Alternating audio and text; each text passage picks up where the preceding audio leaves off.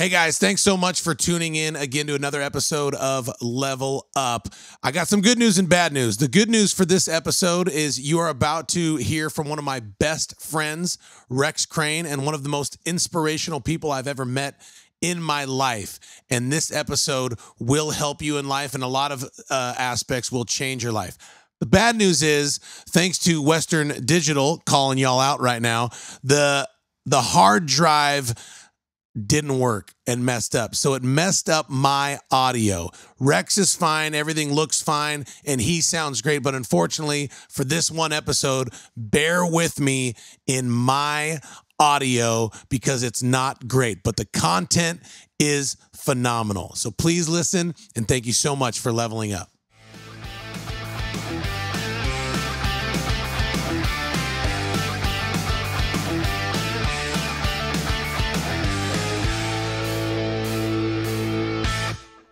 There you have it. Welcome to Level Up with Matt Rogers. I am Matt Rogers. I'm pumped, man. Today, as always, I'm really proud of the guests that we have on the show, Eli. They're high-quality guests. That's Eli Adelman. He is our producer, sound technician, smartest man in the room always. I love introing you, Eli. Just do things. Today's guest is, I'm just going to say it, this is going to go beyond a half-hour show. So whether we'll split it up, man. Yeah, whether we split it up or we just run it for an hour, I don't know yet. By the time you're listening to this, you will already know. If you're listening on your iPhone, if you're listening on Apple Tunes, or if you're watching on YouTube or any other social media, you can see at the bottom how long this one's going to be. If it's less than a half hour, there's going to be a part 2. Yep. I could say that right now. What's been your favorite part so far, Eli, as we're walking out this journey of Level Up? Man, I think just inspiring stories I'm hearing from all these guests. I know I say that a lot, but it's just really cool to see people overcome trials. Absolutely. And really just like fall into where they're supposed to be in life. Absolutely. So. Well, with that being said, you cannot have a better guest to do that than the gentleman we have today. And this is what Level Up is. Level Up is a raw talk on real subjects that is a level up from surface level conversations. I like to ask questions that most hosts might be afraid to ask. And sometimes they're going to give answers that may or may not offend the average person. And these are subjects that pertain to every listener, no matter where you are in life. Like Eli said, we believe that people's stories can inspire other people. And that's what this is. This is to inspire you. And this is to help you level up in any area of your life. With that said, our guest today is the one and only Rex Crain. So for those of you who don't know him, Rex is a worldwide speaker, motivational speaker. The first time I saw Rex was in front of 5,000 to 7,000 people. And I'm like, holy smokes, this guy has something that I want and I need to be around him. So fast forward now, wherever it's been 7 or 8 years later, to call him a friend, y'all have no idea how much I value that and I honor that. He is one of my best friends. I will say that. And I'm very proud to say that because when I first saw him, I just said, I want to be around the guy. And now I call him my friend. So for him to be on this, I'm going to tell you this. Your life will be better in at least one area after you listen to this episode. So with that being said, Rex Crain, are you there? Come on, I'm here. Good to be with you. This is awesome. Level up. Level up. Look at me right here in Spring Hill, Tennessee. You're in Canada right now at your in-laws, huh? In Vancouver, quarantining. It's like a 10-day, 14-day quarantine before we can go out in the real world, but here for Christmas. What is behind you? That is not a fake backdrop. That's real. That's the real deal. It's the Pacific Ocean. It is the ocean's behind me today. So this is a great way to do this segment. This is freaking great. So it's beautiful. That's the ocean behind us, and there's an eagle haven on top of us. So it's pretty cool. What's an eagle haven? It's where they teach their young to fly. So they have their massive nest, and then they mate and they have their young. And when they give birth to their young, they keep them in the nest for a certain season, and then they teach them how to fly. So they'll go over around this little area, and they teach them how to do circles. They teach them how to dive. They teach them how to be able to use their wings and fly. It's really cool. It's like National Geographic on steroids. Okay, so obviously you're at your in-laws, which means your beautiful wife Katrina is there with you, and your awesome Yeah. daughter Kira is there with you. Yes. Are you constantly like, what, I said, what's an Eagle Haven, and you just threw that out for me. Like, do you sit Kira down and like, is everything like a story with you? Like, Kira, let me tell you what this Eagle Haven. Like, do you do that? I probably do it maybe a little bit too much, but yes, truthful. Sometimes, yeah. Sometimes just be free and play. But I see things as pictures. See things as stories. I see life as a story. That's what I actually really love about this whole thing of Level Up is you're helping people tap into these stories that turn ideas for people into reference points and in beliefs and broaden their perspectives, their attitudes, find new ways to hack their minds, their life, and get better results, improve the quality of their life. This is really cool. I'm excited because I mean, so for most of you who have heard Rex, if you haven't, you're gonna listen to him forever now that you're listening to him.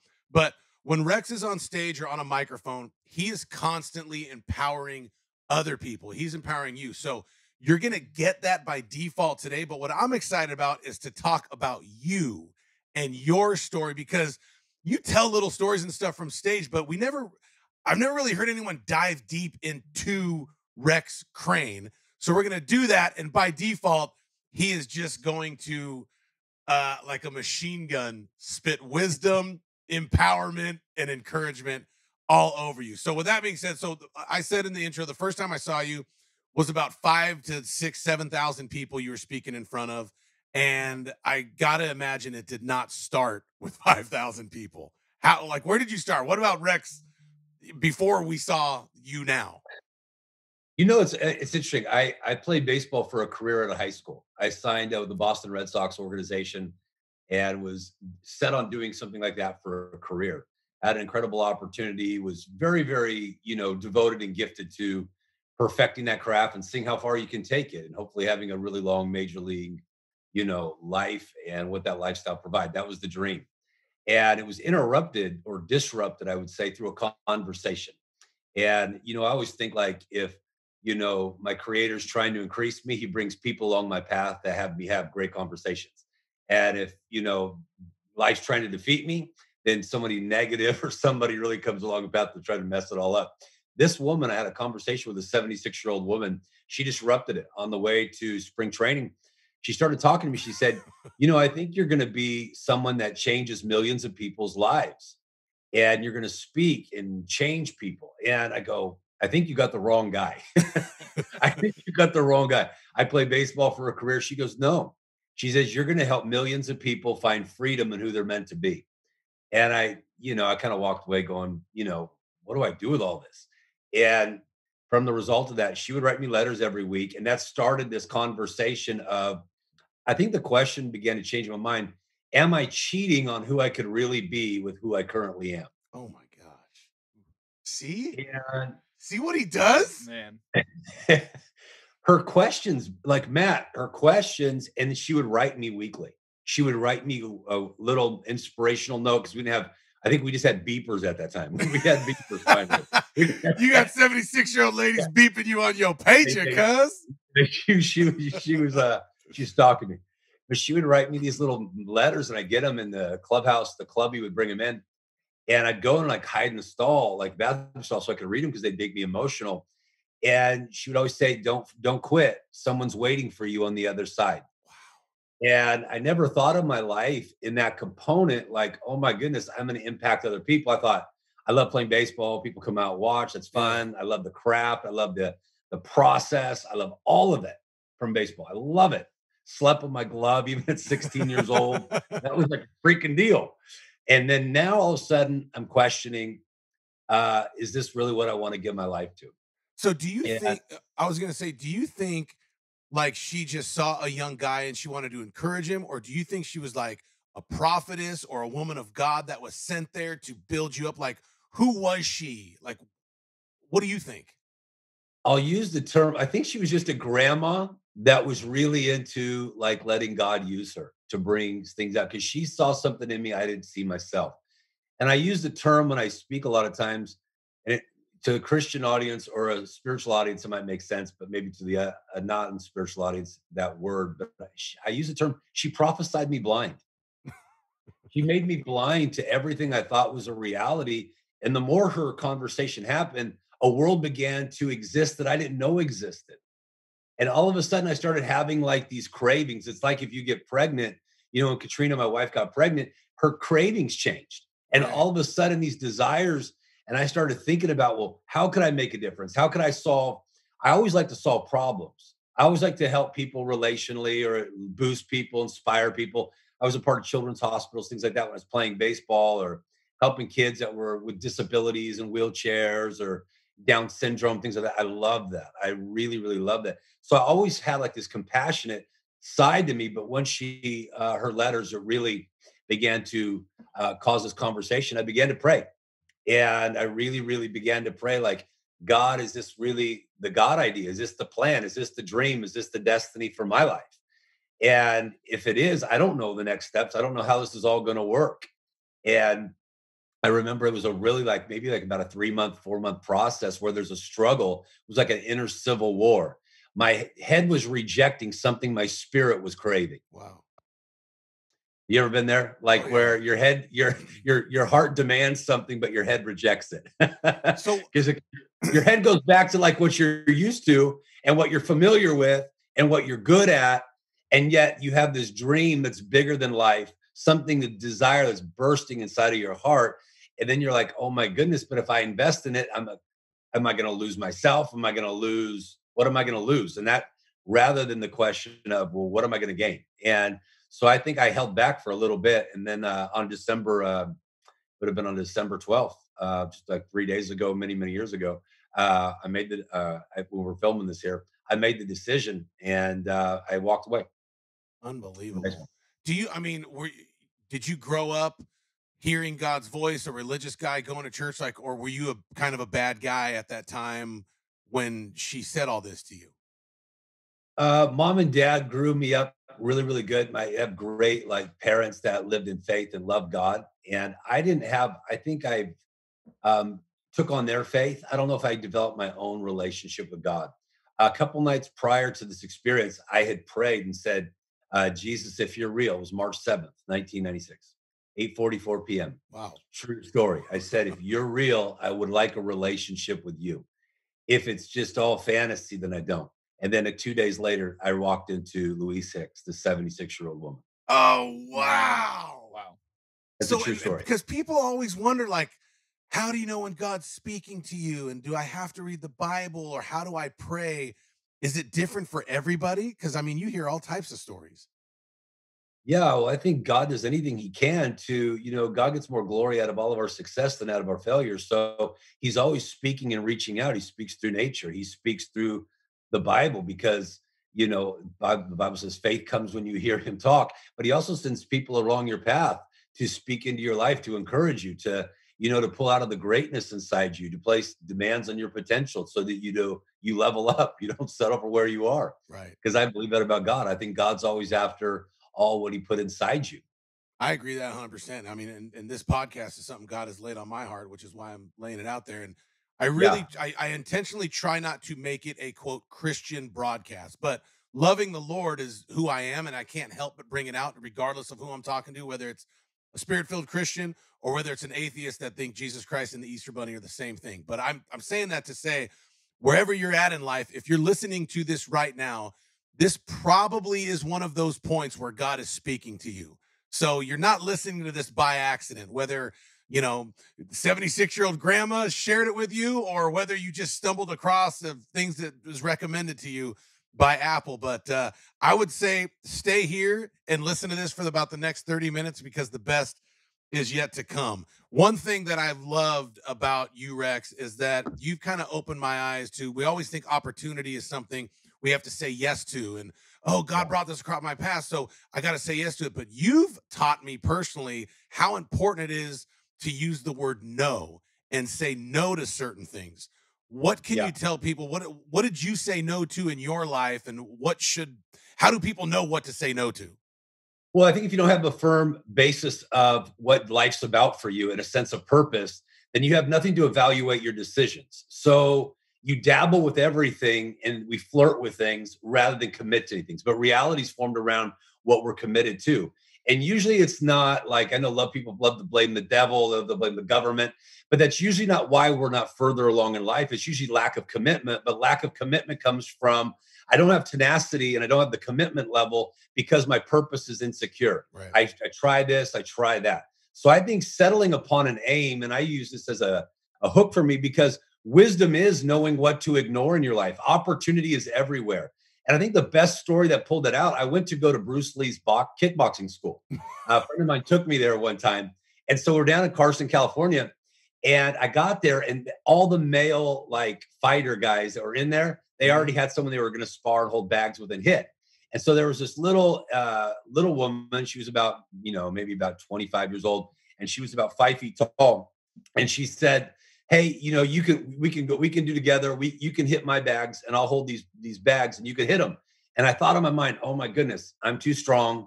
I'm going to hit a girl and knock her out. I'm going to punch her. And so I'm like, no, I'll wait for one of the guys. And I tried to kind of downplay the story.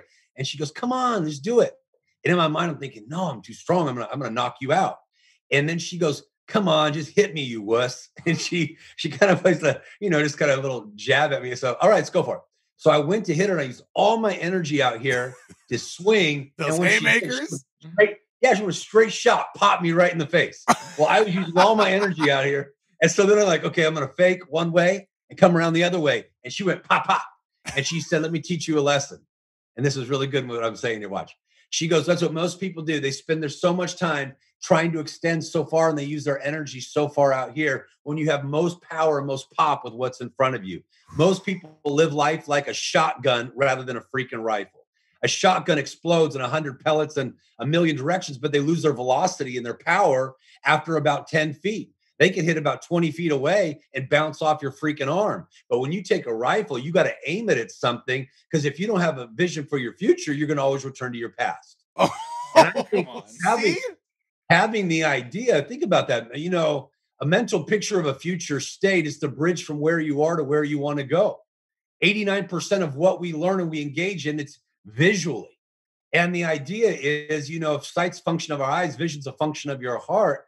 Vision, it does something to you. It simplifies life. It shows you what to say yes and no to. You'll do less, but you'll deliver more. Our challenge is we want too much variety, and we don't focus on exactly what we're committed to being, committed to doing, and committed to having.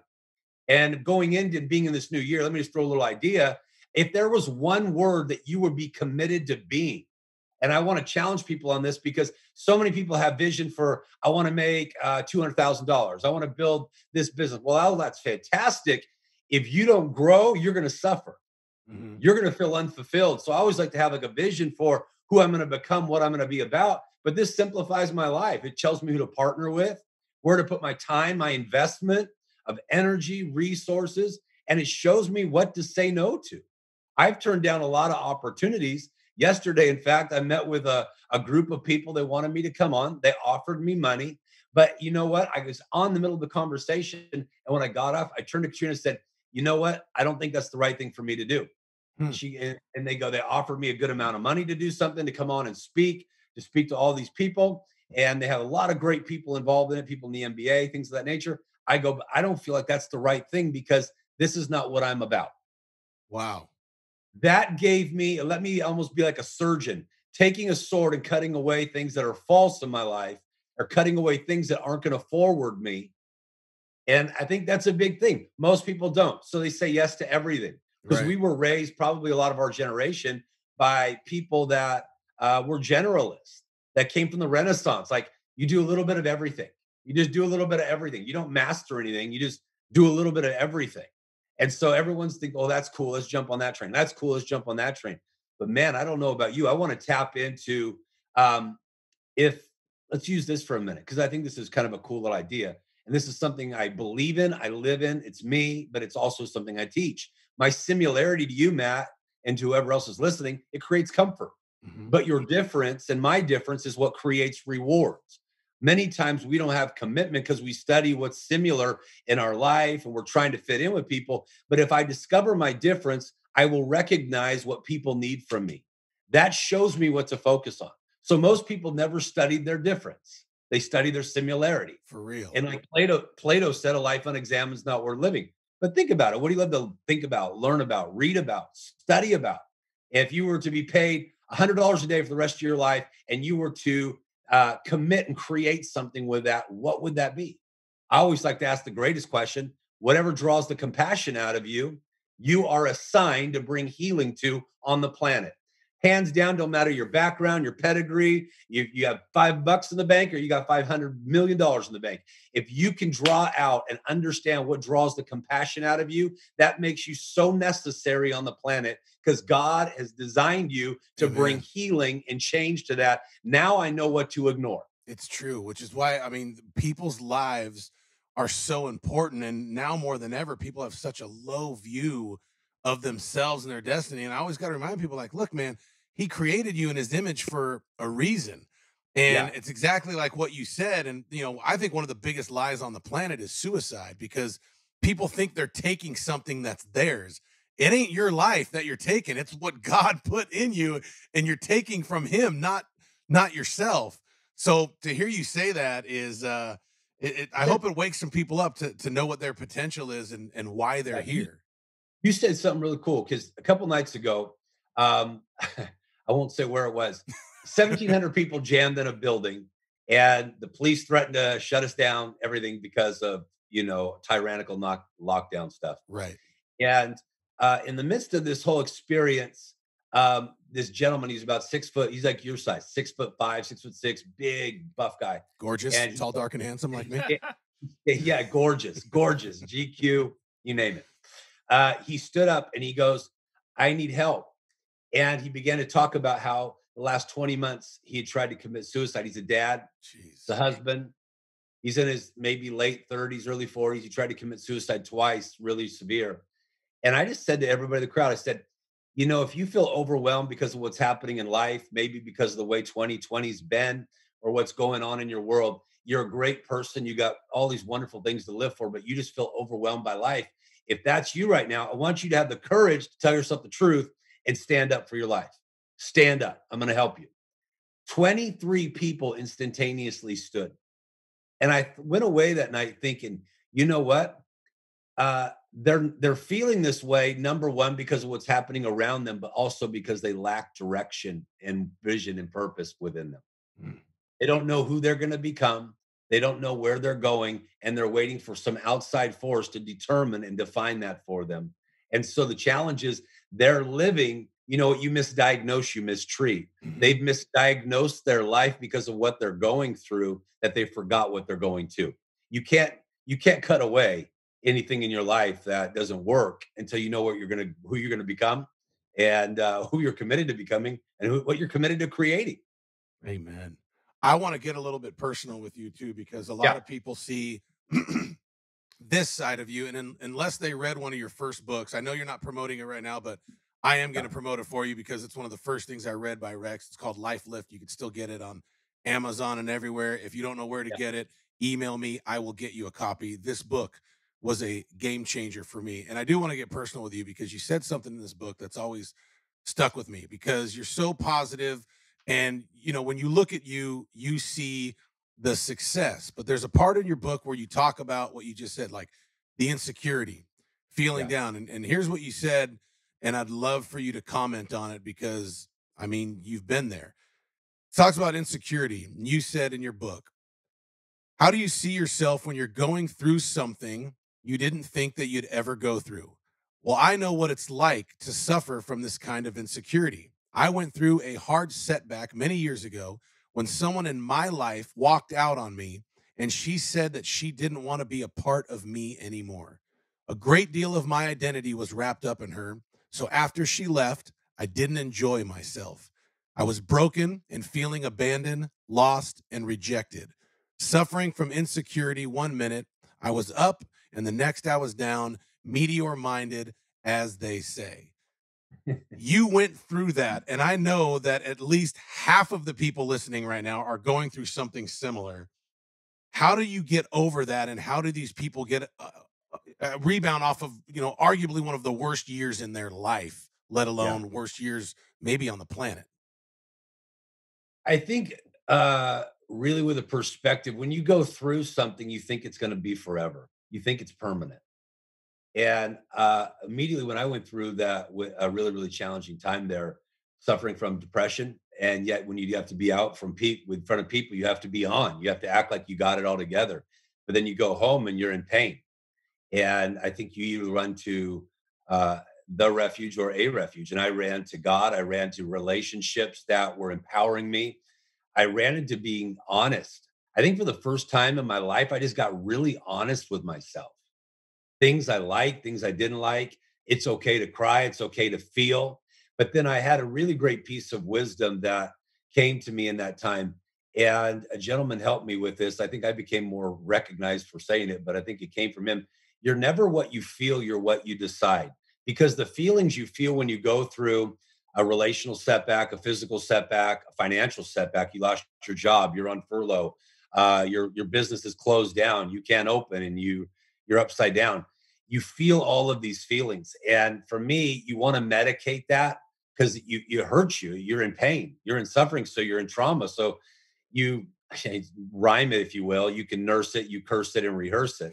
And you play the story over in your head over and over and over. You talk to people about it, and it actually just grows like a cancer. Mhm. And I think for me, the thing was when the gentleman said it to me, Rex, you're not what you feel, you're what you decide. It gave me the freedom that I have options. I may not be where I want to be. People have chosen that they didn't want to have a future with me. But for me to heal, I have to realize I have emotions. I'm not my emotions. And this isn't going to last forever. So I can have a comeback. I can have a resurgence. I can rebound based on my perspective. Am I buried here or am I planted? And that's what I would ask most people. Right now, in Am your I mind, buried here or am I planted? let's look Wow, at it. Man. My perspective is either my passport or my prison. For me, it was a prison for a long time. And that oppression and that depression starts to unravel your reasoning, your ability to think, imagine, make decisions. And so all of a sudden you start living by this default rather than by design, and life starts doing something with you. That happened. Mhm. Yet I was still gifted and skilled to do something on the outside. I remember coming back, I just met with Heidi Klum and Seal. Wow. And they were, and I think Siegfried and Roy were in the back and stuff. We were in Vegas, and this was back some years ago.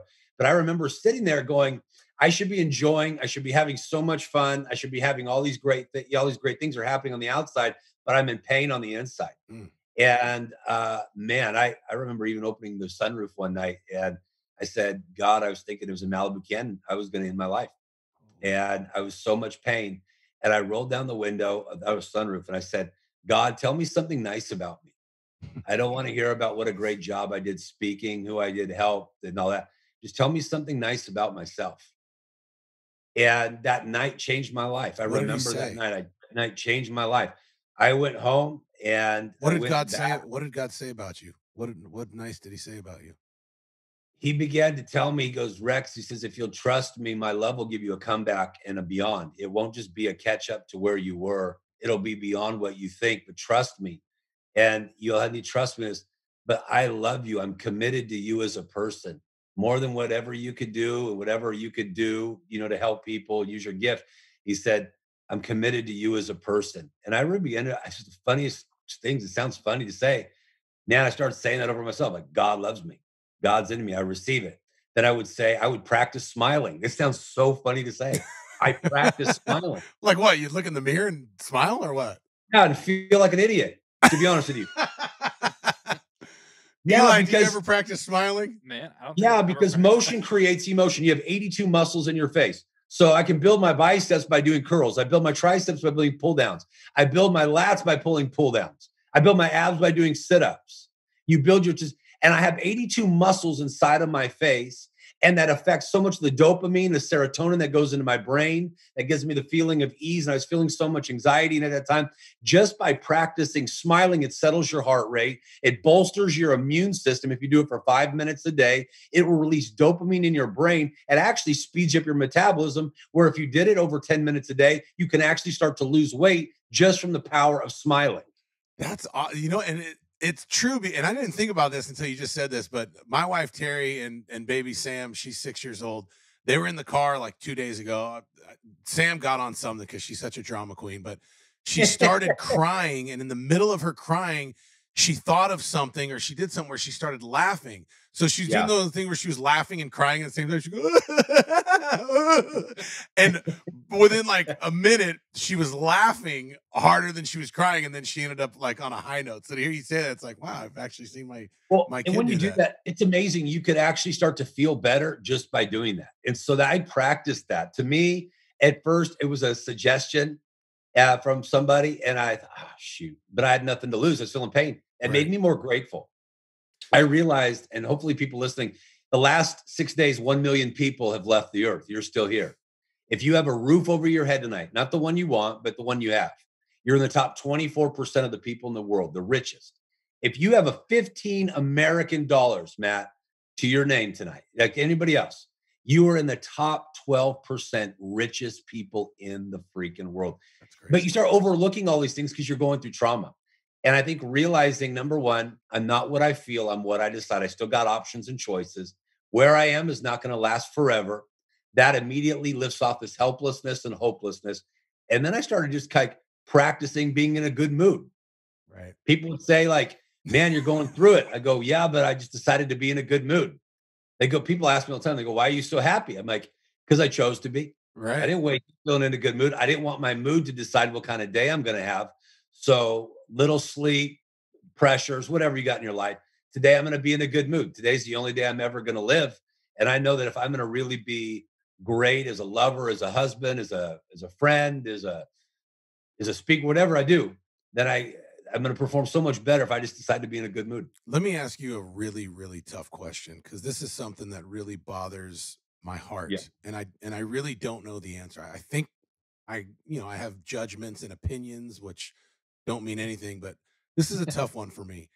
In 2020, I Yeah. heard about more powerful public ministers of God, and I know how much they love God, that took their own life and committed suicide. Some of them did it right in front of their family, and I know this is a little bit touchy subject because some of them are your friends and you've spoken with them and you know them personally.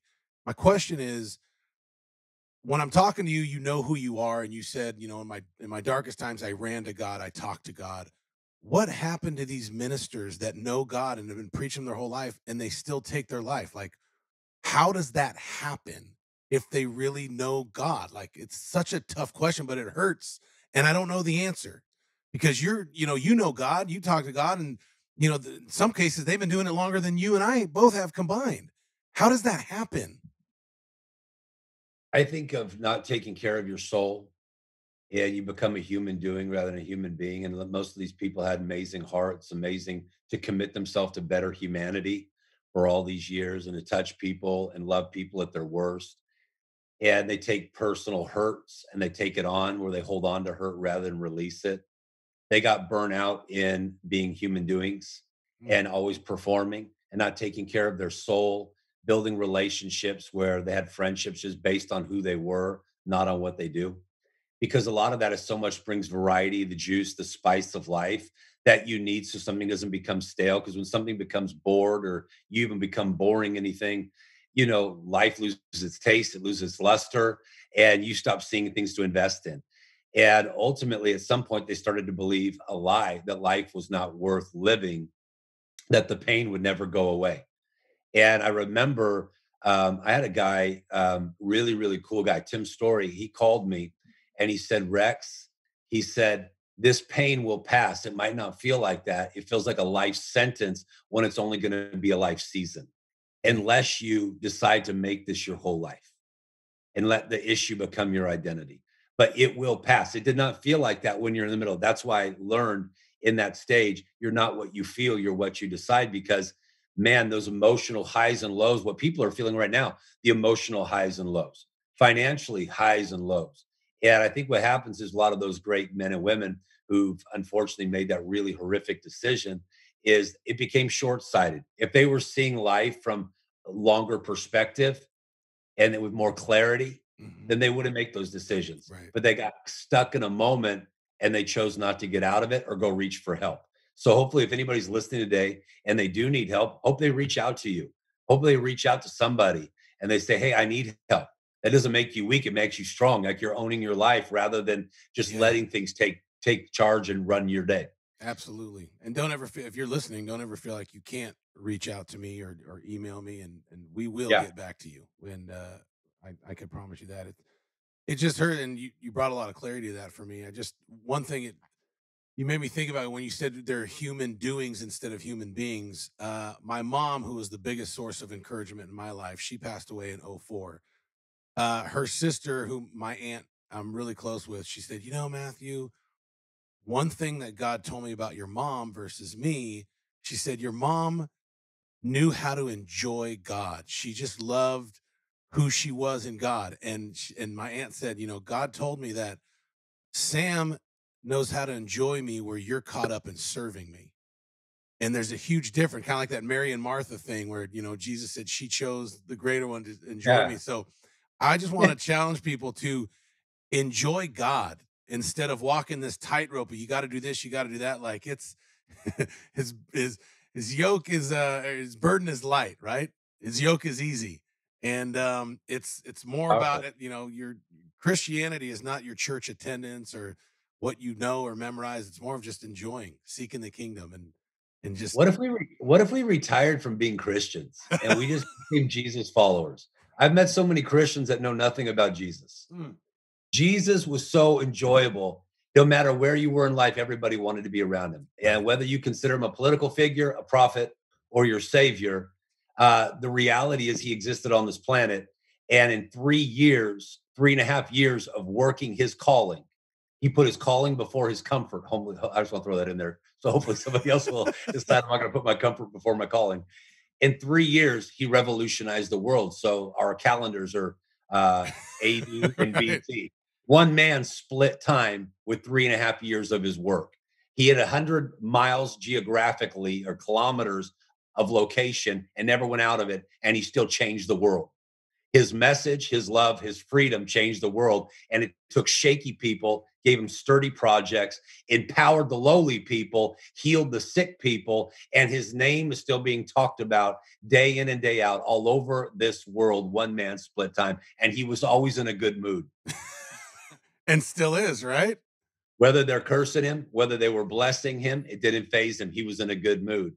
Whether they said they're going to destroy him, throw him over a cliff, didn't matter what the political people did. He was in a good mood. And I love that. And I wanted that because that's attractive to me. To me, that's what Christianity sometimes is not attractive to me. I know so many people talk about Christian things and they don't have no concept of who Jesus is.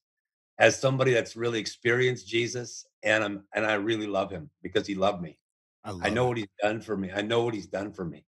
I've I changed. know how he's changed me. I Amen. know how he changes the way I live. He changes the way I love. He changes the way I feel. He's healed my body. He's healed my wife. Death sentence. I know my wife's been raped by a pastor, struggle for sanity in her brain. Oh my God. I know what it's like for him to give back sanity. I know what it's like to go into the darkest places in Africa and India, having my hands with children with AIDS, and the impossible happens, and resources and things of, you know, I know what it's like. He's so attractive. Religion, sometimes the Christianity thing makes him so untasteful because people got lost in, are you Christian, rather than, man, I met God. His name's Jesus. I met him. I've experienced him. How could I not talk about him? Anything good in my life is evolved out of that.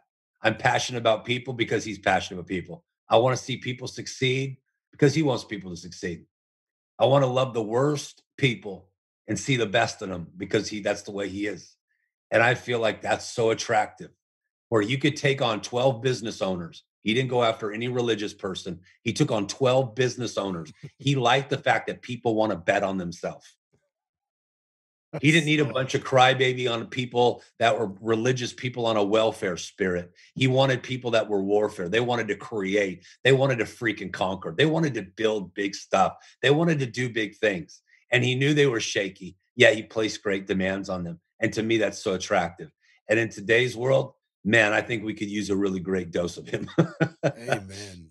I mean, that just nails it.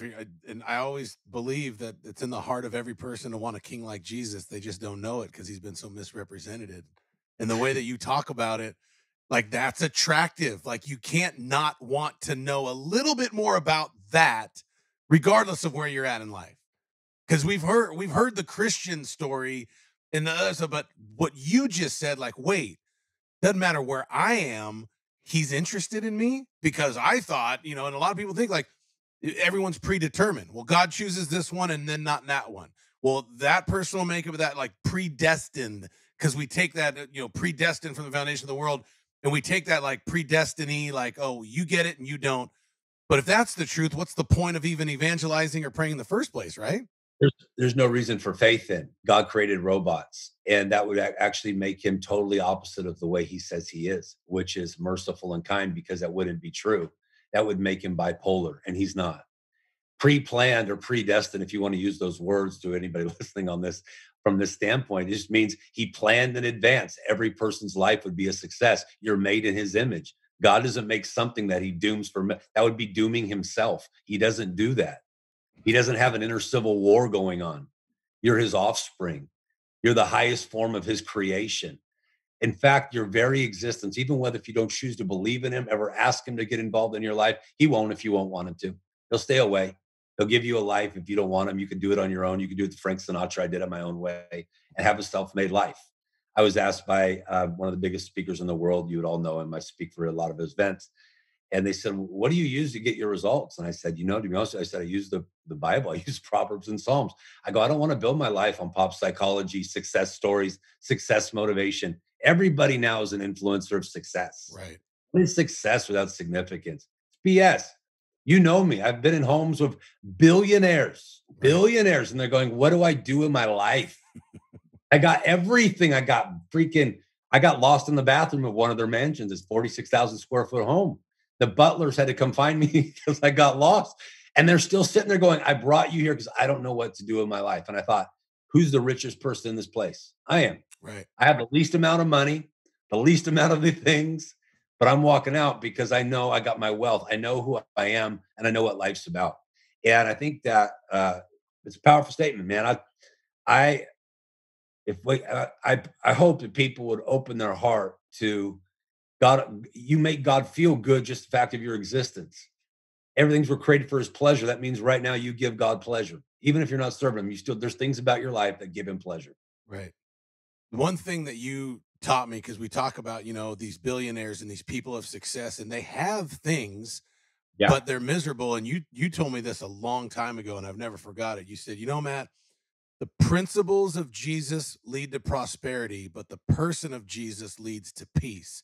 And I know so many Christians that have peace. They know the Lord, but they don't have anything. They're sleeping on their, daughter's couch or, whatever. They don't have anything, and they're waiting for God to show up. They have the person of Jesus. And then the flip side is, like you said, you have these billionaires that have everything, but they're miserable. They have no peace.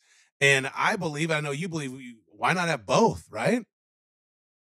Yeah, I think for a lot of spiritual people are freaking lazy. They're addicted to apathetic compliance. They could transform situations, and their help they're looking for is at the end of their own hand. At some point you got to put a stop to what's stopping you. And I think most people, well, I'm just waiting and praying. Waiting on God. You got to act like you're the answer of your own prayer. You got to look like you're going to act as if it's really going to work out. And I think that's where faith comes in. I think a lot of people, they believe, but there's a lot of unbelieving believers. They just refuse to act on things. They don't have convicted enough. But if you don't work your land, you're not going to have an abundance in any area. You don't work your marriage, you're not going to have a good marriage. You don't work at being a great parent, you're not going to have great kids. You don't work at your skill level and improve your skill level, you're going to stay obscure. You'll stay in the background. You'll work a job and never have a calling or career. Because at some point, you have to be committed to building something. Diligent hands, they bring wealth. And I can have all these ideas and desires all I want, but until I do something with them, God works with you. And a lot of times I think Christian spiritual people, we ask God to do for us what he wants to do with us. Right. Yeah, I always say, hey, God didn't give Noah an ark. He told him to build an ark. And some people are just sitting back sitting on their couch being like, well, I'm just waiting on God. It's like, no, maybe God's waiting on you. You always say the first two letters of his name is go, G-O. There it is. Get up. Yeah, and the other 2/3 of his name is do.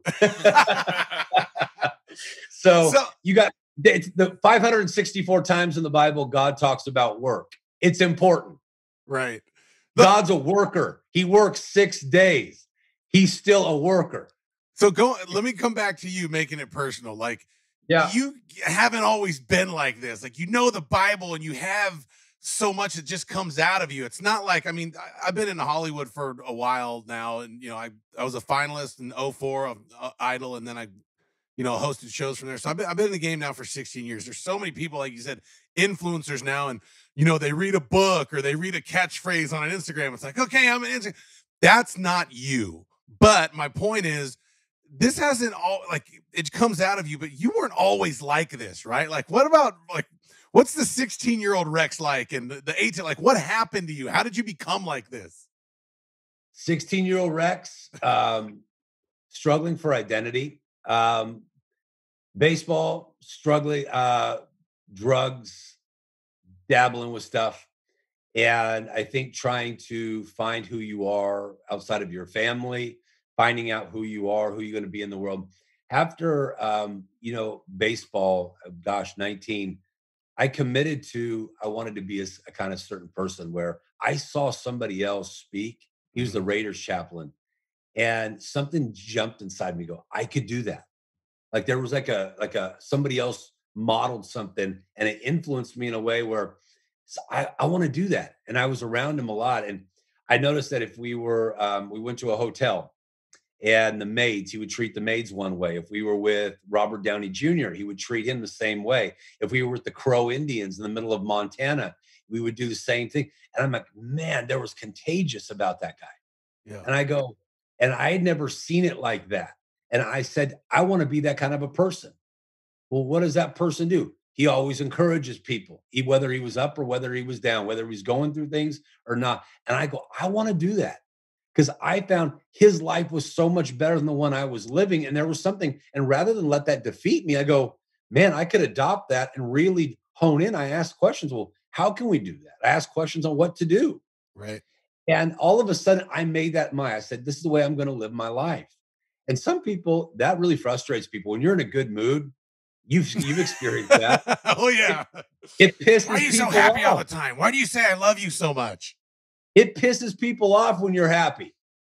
It does. It's shocking because it makes people bothered. Like you should be so serious. And I think, man, I want to be playful. As a kid, you had such an imagination. You know what I mean? We'd jump in puddles, chase the ice cream truck when you didn't have money. Yep. You know what I mean? Things like that.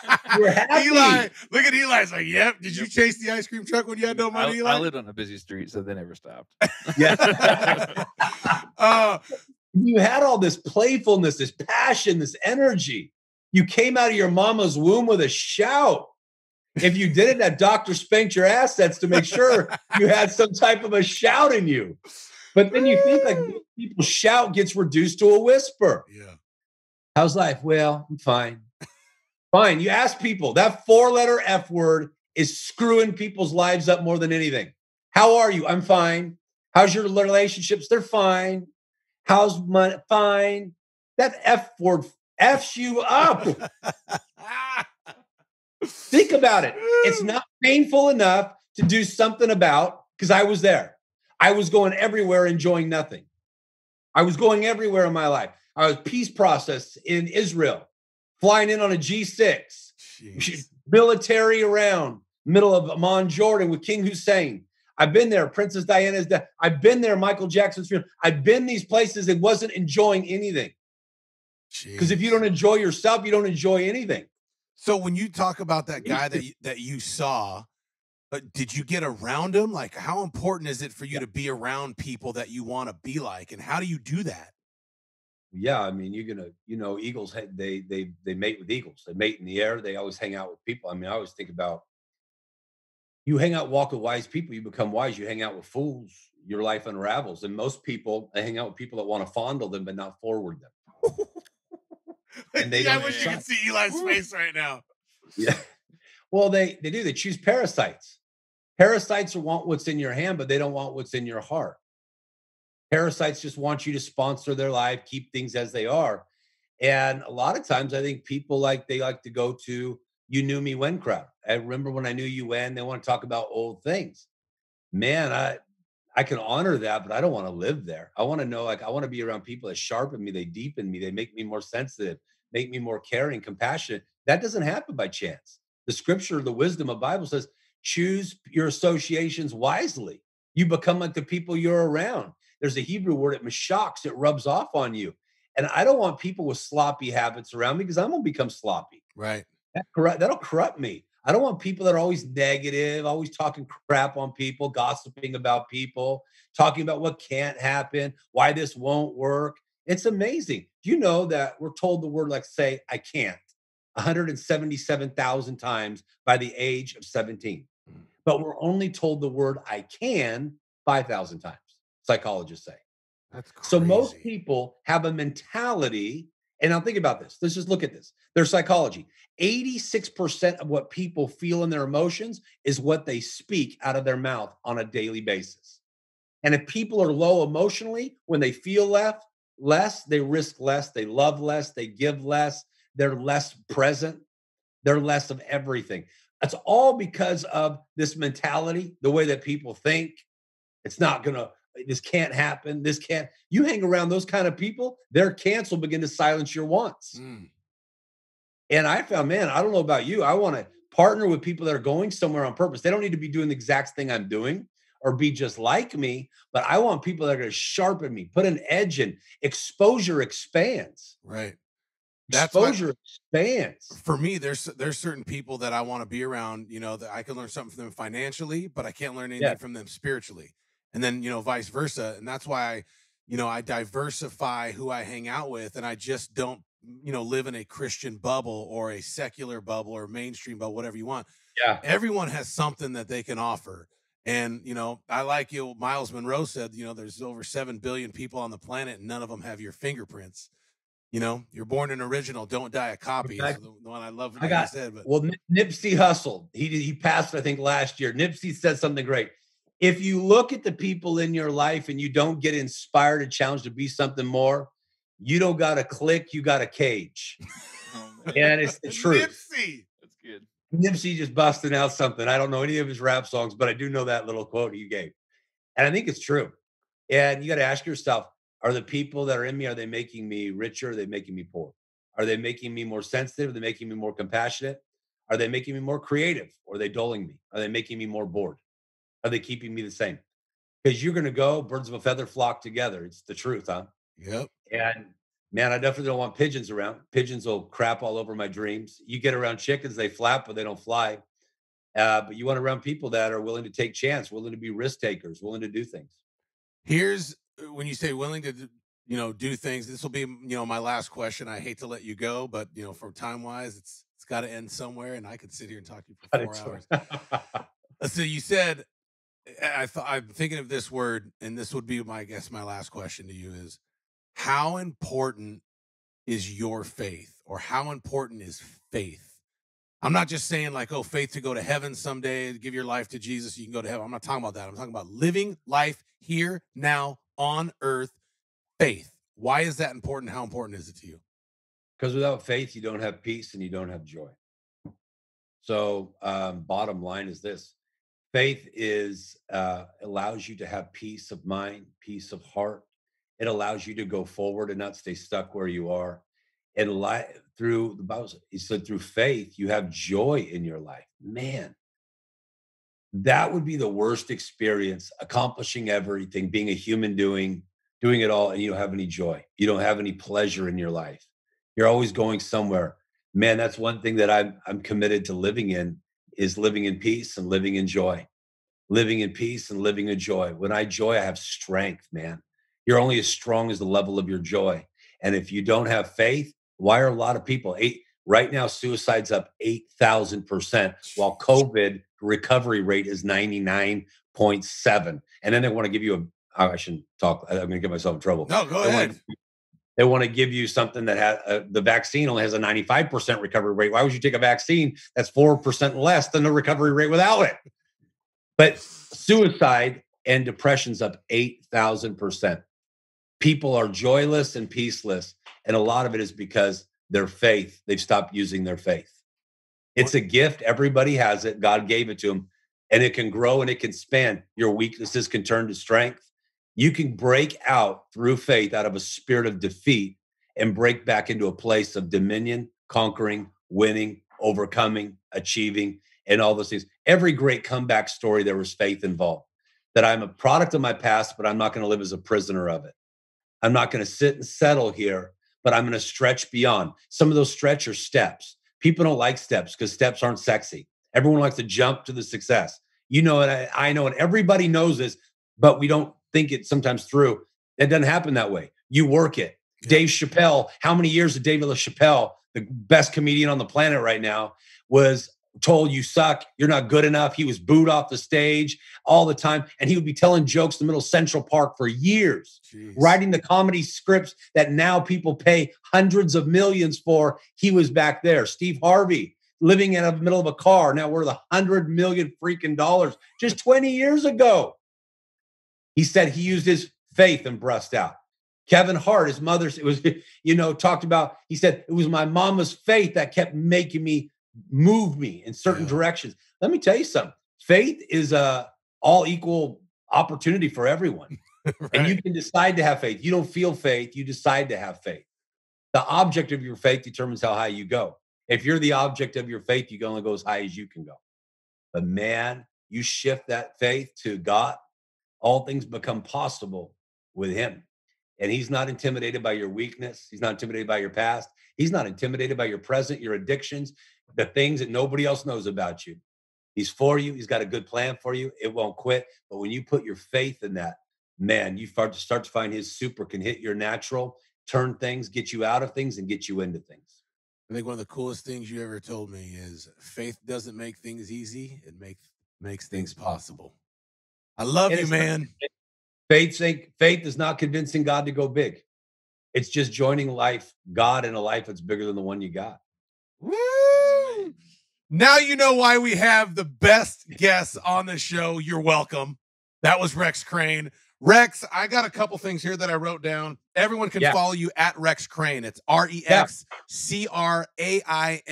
They can go to rexcrain.com and see you. They can follow you on all social media. Highly recommend you follow him on Instagram. That's Rex Crain, CRAIN, with a Rex in front of it. You got something going on right now called Command Your Power. It's a 6-month course. So you've already kind of started it, but how can people get in with you? Because, hey, again, I was on the outside in the back row of 7,000 people. There's nothing special about me. I just wanted more and had faith, and I wanted to be around him. Here we are. I'm around him. He's my friend. How could people see you, get around you, and get coaching with you? I think that's a great way. If you go to rexcrain.com and write and let us know what you're looking to do, what you want to improve, whether you would like to, if you're looking for coaching, if you're looking to boost your business, we do the personal development for, I think there's 3 Fortune 500 companies right now that we're a part of, that we do all the personal development and growth and scaling and growing the person while growing the productivity. So if this is you and you're ready to take charge of your life, ready to master a certain area, or maybe just close the gap, you know what to do. You're just trying to find little triggers to be able to stay consistent and whatnot. This is the place for you. And if you'll go ahead and write in, we'll go ahead and respond to you, connect with us on social media. And someone will get back with you here within 24 hours and look forward to being a part of your journey, your success story. What if I am a broke 18-year-old living with my parents, or a middle-aged school teacher that is, pretty satisfied with my life, but I'm not rich and I don't have a lot of resources? Can I still be in the room with you? Can I talk to you? Can I get around you? Absolutely. And I think too, there's things that you and I are going to do to help people that are doing that right now in the next year. And so they need to be able to write in both to the show and to you and I. And we're going to find ways that we can coach people to help them level up all the time, where we do this on a more consistent basis, to where maybe it's a 15-minute jolt every couple weeks or whatever, but we're going to find a way so we can really help people live up in this down world. Amen. No destiny left behind. Everybody is included. Everybody is welcome. Rex, I love you. Thank you so much for joining. Thanks for having me. You are the man. Man, this is cool stuff. I love you. Absolutely. I love you too. And this has been another episode of Level Up.